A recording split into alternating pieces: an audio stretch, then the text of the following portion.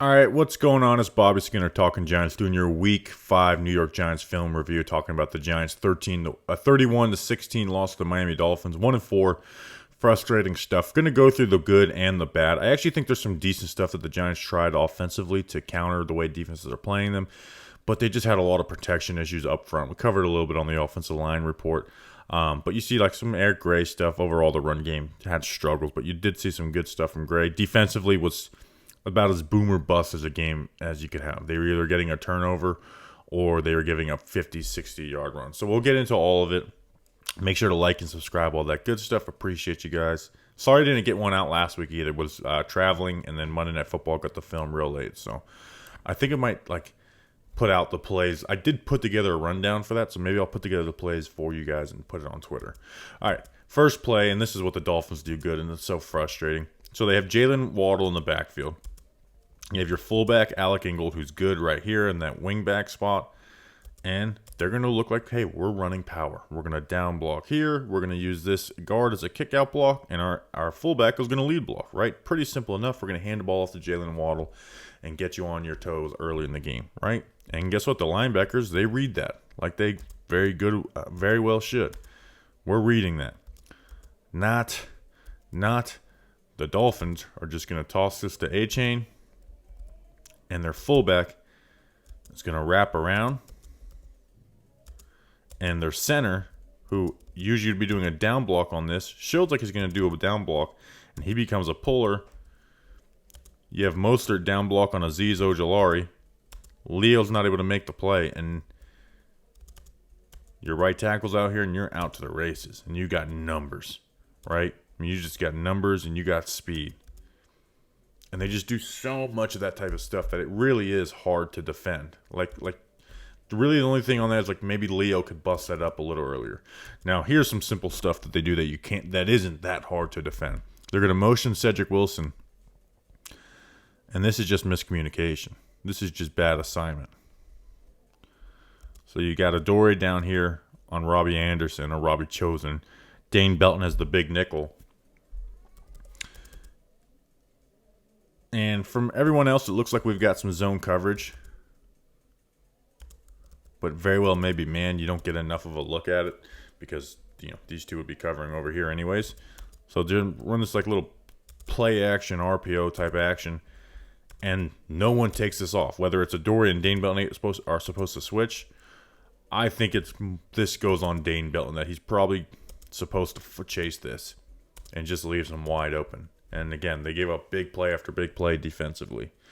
On offense, I do want to talk about some Eric Gray, despite the fact that this 21-yard run was a hold. Just some good zone running, right? And he only had one pass blocking rep, which is the biggest issue with him, and he also had a fumble. So it's there is issues with him, but I like him as a runner despite the fact that he's not the most dynamic guy in the world. So you're running this inside zone. I like that you put Waller out here. Right? Hey, we're going to double. No, this is going to become the read player and just have Waller run a route. We don't need him blocking. So you run some zone. I just like the way Gray, hey, let me make sure these linebackers don't scrape over. Now they call holding on Bredesen here. But if Bredesen just lets go right here and it's not a hold, I don't think it gets there. Just a good job to press this. Get this linebacker into Glowinski, and then go. Scoot. Get outside Hodgins. Get outside Wandale. Good 21-yard run taken off the board. Now here's a 8-yard run he had again. And you're going to see the way he sucks in the Mike linebacker. Spins out of a tackle. I mean, I just like the way this guy runs. I really liked him out of Oklahoma. And then the preseason soured me a little bit. Now, this could be duo. I usually am 95% hit rate on inside zone versus duo. Which is duo is just creating as many double teams and you're reading this A gap. But I think if this was duo, he's just hitting this hole, right? There's enough space there. So I do think it's zone. But he pulls in this linebacker. Bam. Bounce it out. Cut off of this. Get into that little spin. Good stuff. Good stuff.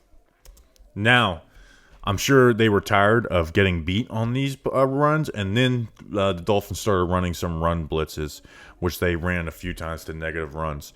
So you're going to see is you're going to have 3 guys hitting, Eric Gray in the back, essentially 4 guys, and the Giants' offensive line is just not capable of picking this stuff up consistently. There's issues there, right? So what they're going to do is your 2 defensive tackles are going to jump down gaps, and your linebackers are going to get aggressive and fill those gaps. So with these offensive linemen being aggressive, wanting to lean, they're going to miss them here. Van Ginkel's going to jump this gap with the nickel coming off the edge, and it is a mess. Kowinski actually does the right thing of picking this up, and you just have an overall mess. And you get a negative run for Eric Gray. Passing game. Finally, let's get into the passing game. This is where protection sucks and breaks down. You have a 3rd and 3, right? And this is a solid concept. It's not like a quick game concept, even though there is some quick game element to it, where you're going to run like this sail, this 1, 2, 3, high to low read, and you're also going to have Wan'Dale Robinson on the backside with a dig. And protection with Bredesen just breaks down, right? So if protection doesn't break down with Bredesen, ideally you'd like Jones to throw this, but after what we saw through 4 weeks, I don't know if DJs is actually going to throw that though. Like he's shown me nothing that he's going to throw that. But the Giants still could have gotten first down if protection doesn't totally break down, because you have Hyatt, right? And if you throw the Hyatt here, there's a good chance he converts that into a first down. But instead, DJ's dealing with pressure. He's got to move up. By the time he would throw to Hyatt, you have this dude chasing, and over here, Waller's covered. Try to scramble. Nothing breaks open, and you're screwed. You'll see it from the other angle. Just Bredesen gets beat. Setting towards him, and just Wilkins kills him. So just stuff like that has been the most frustrating for the Giants offense. Is like, man, even when there's like some good stuff and, hey, can we pull the trigger on this? Can we get a little quick throw to Hyatt? And it's just protection breaks down, and it really reared its ugly head in this game. Back on D, this is going to be the A-chain long touchdown on this like split wide zone. So they're going to pull the fullback and have him come across the formation and cut the backside. And they just blocked as well. Giants played from light boxes all game. Most they've ever done under Wink Martindale. And they just kind of win all their blocks. Like, it's as simple as that. And that means defensively, no one did a good job one-on-one. I mean, Kayvon, you get blocked out on the edge, right? They're able to widen that gap on you.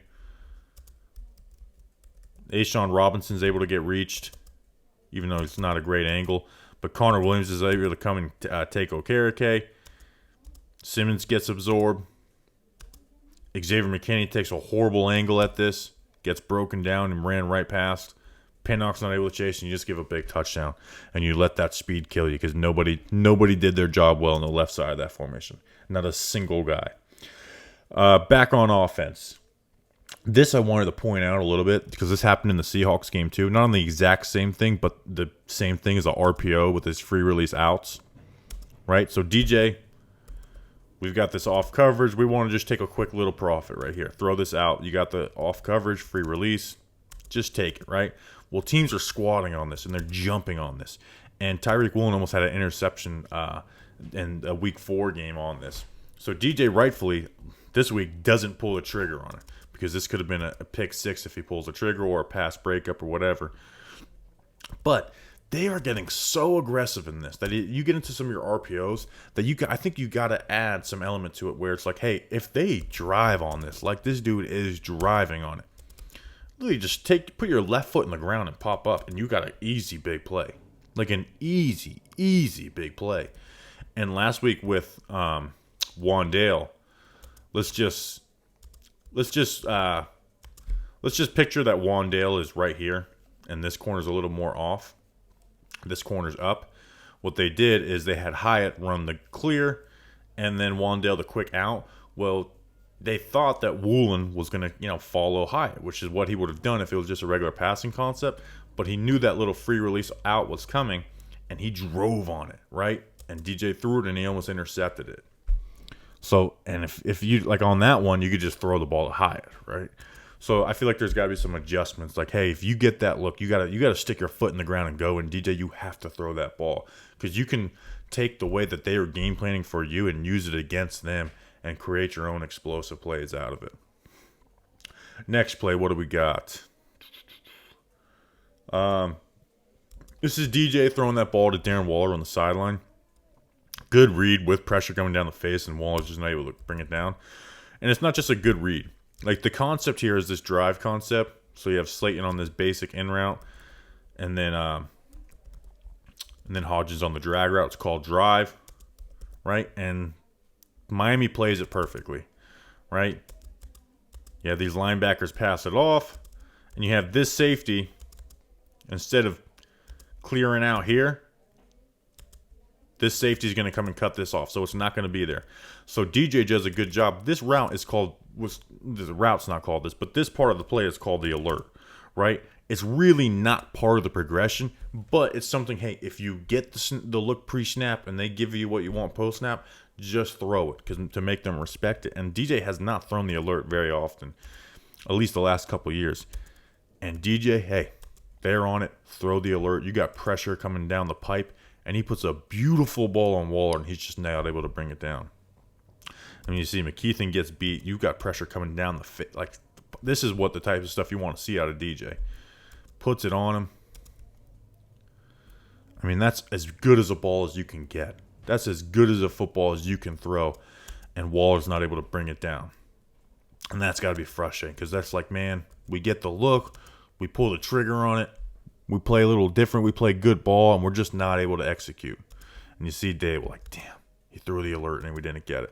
Now, here's the other Waller missed opportunity. I hate picking on Waller because he did have the Giants' best receiving output of the season, and really the only guy who showed up outside of DJ on the offense. But just, we got to make these plays, right? And this, again, this is good game planning from the Giants offense, from Brian Dable and Mike Kafka. The Giants love this stick concept. Teams have gotten aggressive off of it, though, right? Their way they run their stick is they have the tight end or wide receiver, whoever, run the stick, and then you have the running back run the flat, the swing or the flat from the backfield, right? So they drive on the flat. He wants to drive on this, right? Hey, if they got the stick, and nope, we're double moving this. Waller's got him. DJ puts a ball on him.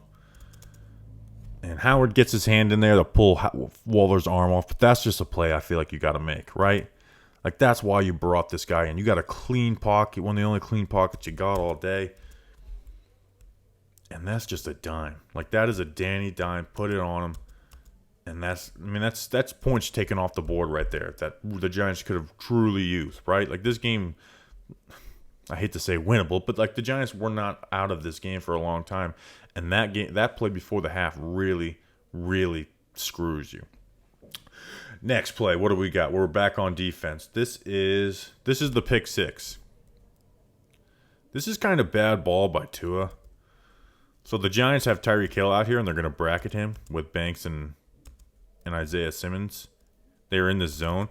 So what Tua's trying to do is he originally is trying to get his eyes off here and get this DB to chase this in the flat and then throw to Waddle. But good job by Flott there, by not to buy on, and then Okereke to get underneath. We'll see it from the other angle. Actually, I didn't clip the other angle. Damn it. But he's just, like, you see how he gives that little shoulder, like, right there? Like, he's trying to get Flott out here and expecting him to do that. Flott does a good job by not trusting that and knowing you have inside help here. And you have these two players right here in the flat. And this would have been a Flott pass breakup.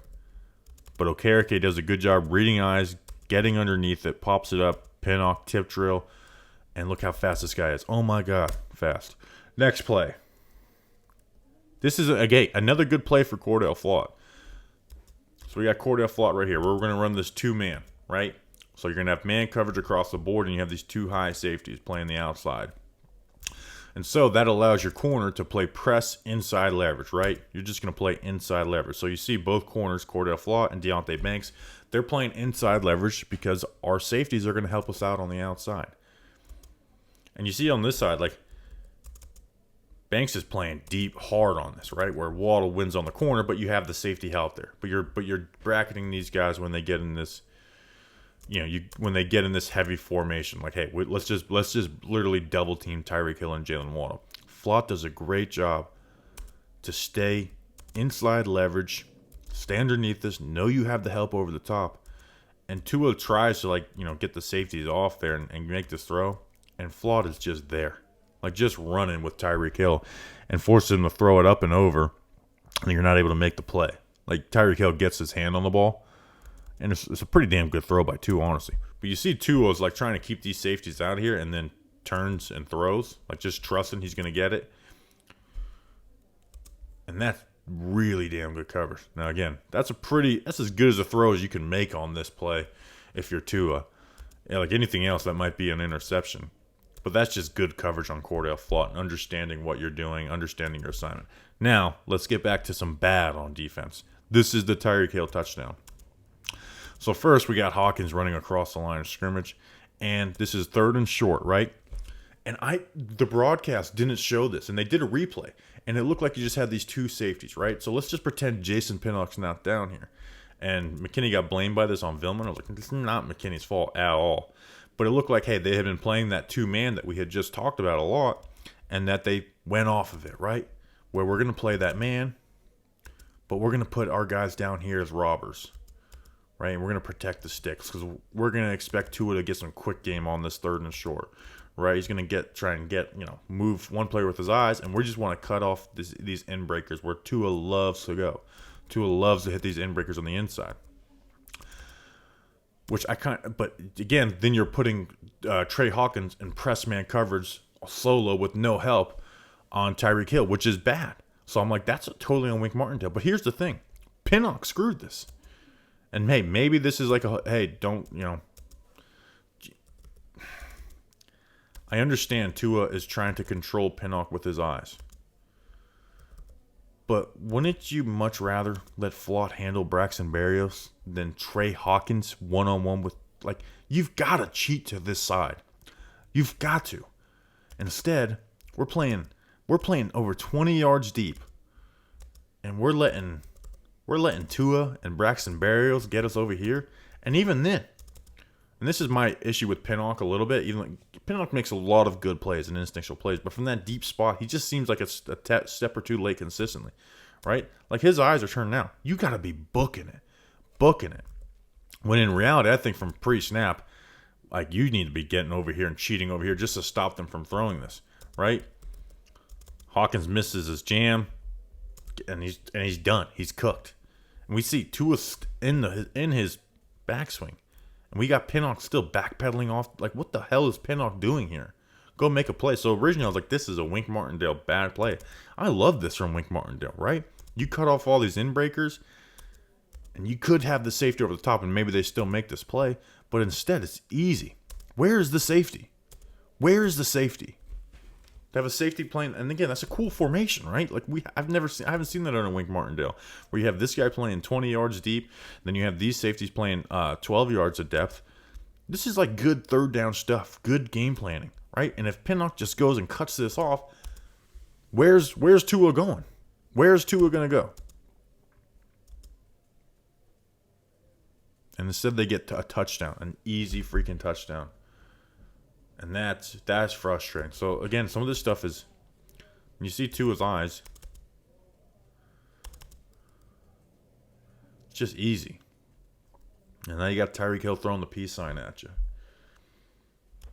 All right, and here's back on offense. Again, another example of trying to game plan off of what teams you're doing. You just don't get it at the right time. So they're playing in this off coverage, and you think, okay, you can run a curl route. But teams have been giving the Giants that pre-snap look of off coverage and then driving off of it. So you get Jalen Hyatt and Darius Slayton on the field. You max protect. or you chip Waller and Bellinger and put them out in the flats, and then put Breida in the check. But make it look like you're going to give some deep protection or whatever. Try and get these curl routes, right? Curl route, right? Curl, and go. Now Hyatt's got the help over the top, right? Ball's out, so don't look at what this guy's doing.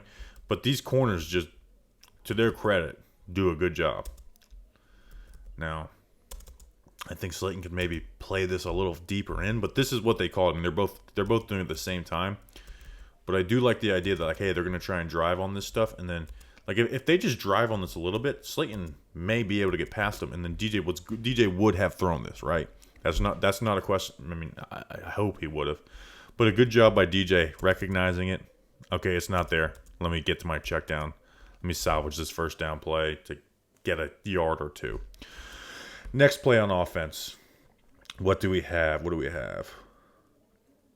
Okay, this is two bad plays I have on DJ for this game, or explicitly bad.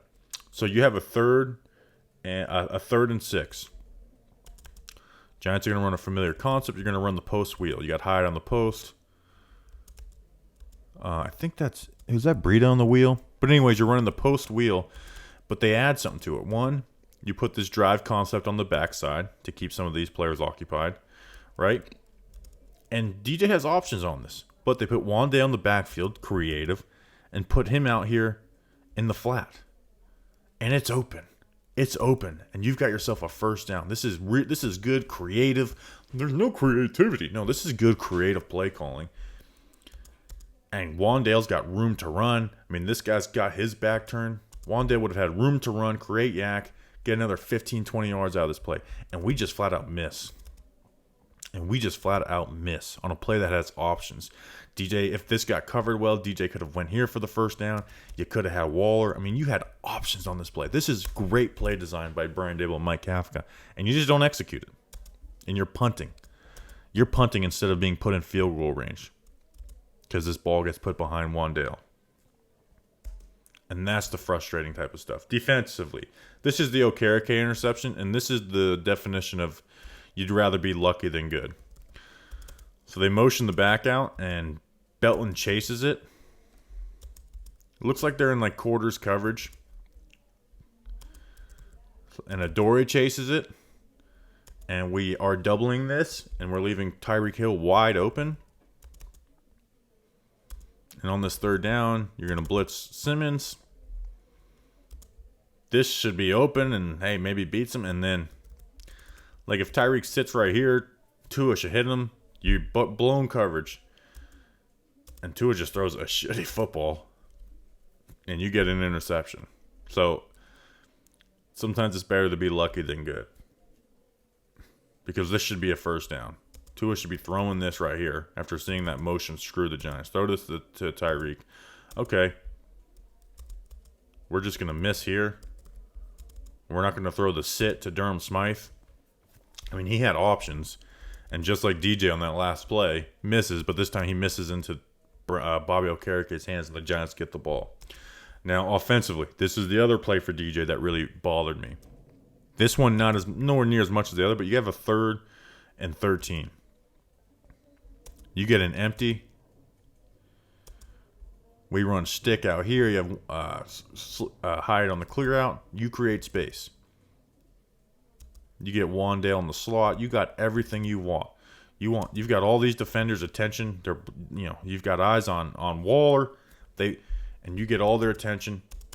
And you get Wandale here with some room to get that first down. And if this DB overplays it, Wandale can put his foot in the ground, bounce it back outside. Like, this could have very easily been a first down. And hell, it could have possibly been a touchdown. But I hate when people say everything would have been a touchdown when it doesn't go right. And DJ just throws it behind him, right? And this isn't horrible accuracy. But on a 3rd and 13, it's the difference between a first down and kicking a field goal. I mean, look at all this green grass we've got. And instead we got a 7-yard completion because we're going to put this ball behind Wandale. So those are like the not big gripes. That one's less, but there's the plays I didn't like out of DJ in this game, which I actually thought he made all the right decisions. Even on those misses, he makes the right decisions and made good throws. But those are the two bad plays I had on DJ in this game. All right, now we're going to finish with a couple Tyrod Taylor plays, right? And this one, I'm going to do a little trolling. This is 4th down and 8. And pressure. Like the freaking immense pressure that Daniel Jones is under. You're trying to get this out here to Waller. You've got this clear out. And Tyrod Taylor does a good job of escaping getting a first down. But where I want to do a little trolling is, this is not me taking a shot at Tyrod. It's me taking a shot at screenshot Twitter. Because if you want to start a war on Twitter, just screenshot this right here. This right here. Because Slayton is wide ass open on this clear out route. Which, again, I don't think he's actually part of the progression. He's just creating space for the other guys. But he's wide ass open. And if Tyrod, who's behind the line of scrimmage, pulls the trigger, you have a touchdown. You've got yourself a touchdown to Darius Slayton. Big play touchdown. Something the Giants have not had this year. But he scrambles and makes the first down. And again, that's why I hate screenshot Twitter. Is, hey, he could have made that play. But look at this pressure. Like, this is a mess. This is a freaking mess. Like, I know I'm doing a little trolling, but shout out Tyrod to getting away from that. Because that is a mess up front. He's able to get a first down out of it. And then the last play, I think this is really good ball from Tyrod. I wish he'd put a more accurate pass on it. But this is like smart ball and moving guys. And this is where, if you want to critique Daniel Jones, is like, where's this type of stuff? Where you are coming in, you're playing with confidence, and you're moving defenders. Right? So you're going to run this Y cross right here. And you're going to see Tyrod moves these defenders with his shoulders. He moves these defenders with his shoulders. Right? Tyrod's got his eyes right here. So his eyes are right. What's happening under here? He's going to cut this off. Tyrod moves in the pocket, and you've got Waller wide ass open. And again, if he just was staring down Waller and waiting for Waller to break open, these guys are following with this. And it becomes like a throw you got to have, like you have to wait longer to make that throw or have a better throw to make it.